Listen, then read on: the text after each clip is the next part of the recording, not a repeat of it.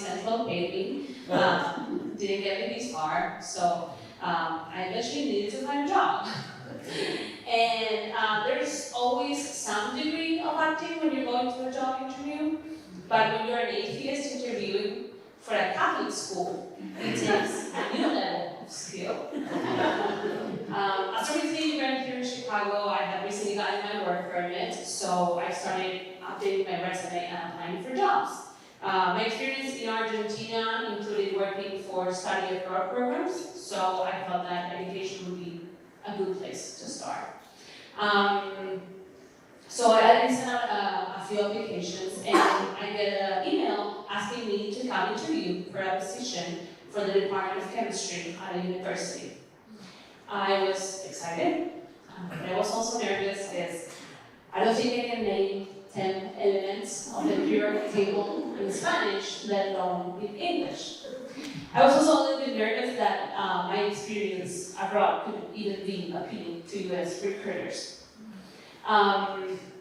So I decided that I need to take the opportunity to practice interviewing. Even though I'm not the person with this job, I need to get comfortable with interviewing. And I decided that I'm going to approach this the way that a professional actor would do.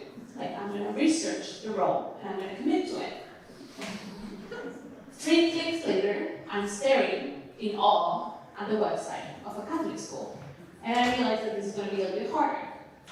I'm not an atheist, but I did go through the trouble of apostasy just to get legally baptized.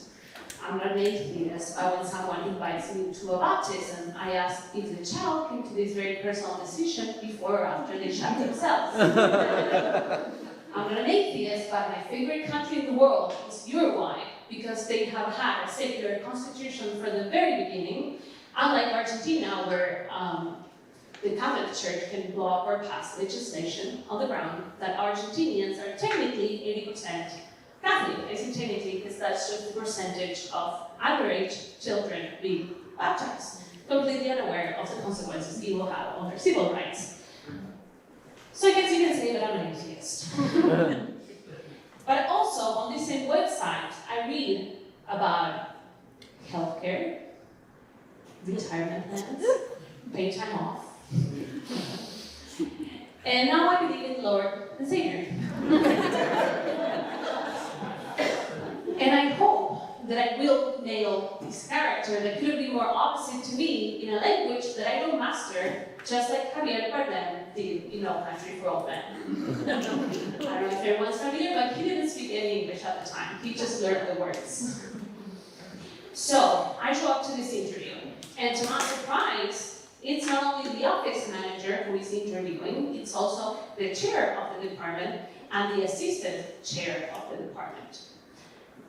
They all have copies of my resume, they have notes in them, and they're asking very thorough questions. They are like friendly, but they're also very incisive.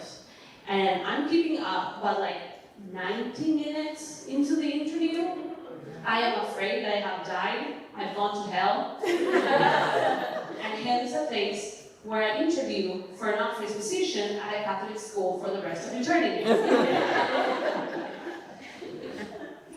That is when one of them says, Eliana, as you know, this is a Catholic school, Jesuit to be specific. Are you familiar with the work of Jesuits?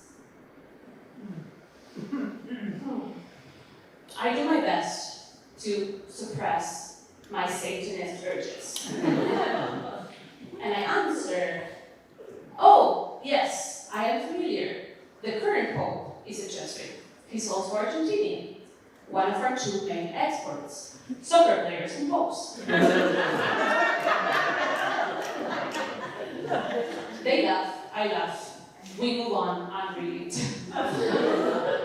It's been like 2 hours now, I'm exhausted. I know that I can keep this up for much longer, and they asked me to stay and interview with the chair alone.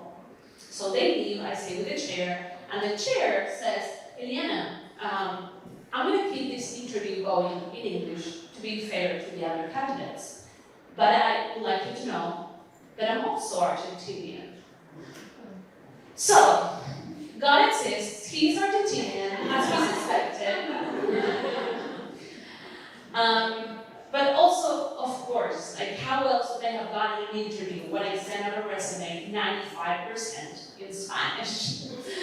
So the chair starts talking to me about the Department of Chemistry, about the university, and basically lays out how the US system works.